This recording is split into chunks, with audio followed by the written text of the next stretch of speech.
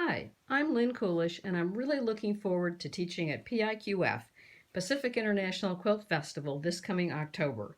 I want to share with you some of the things you'll do in my paint and stitch classes, where you paint fabric in the morning and in the afternoon use your painted fabric to make a quilt.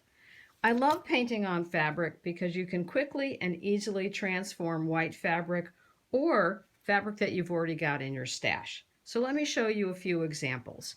So these three were painted on white. So you can paint light colors, you can paint dark colors, or you can paint an ombre where you transition from one color to another. Another thing I really like to do is to use white on white prints. When you paint them, the background gets dark, but the white on white print actually doesn't take the paint as well, so you get a nice textured pattern. Another easy thing to do is to just simply recolor your backgrounds. Makes a nice change.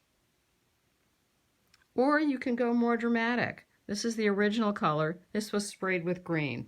So you can really change the colors of your fabric that you've already got in your stash and you might not be using. Another thing I really like to do is to use different paints on the same fabric. So here you have a basic tone on tone, kind of a beige.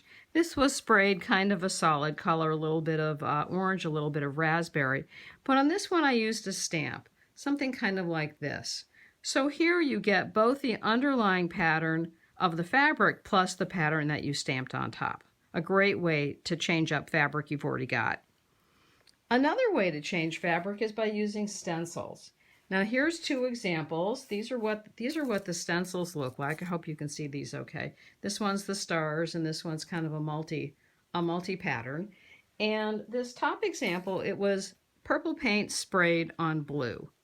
Now in this one, the original fabric is kind of a tone on tone, and by using a stencil on top of that, you still see the tone on tone fabric, but you get another pattern overlaid on top. So you can start to really build complex and interesting looking patterns. So let me show you a couple of quilts. Here's one example.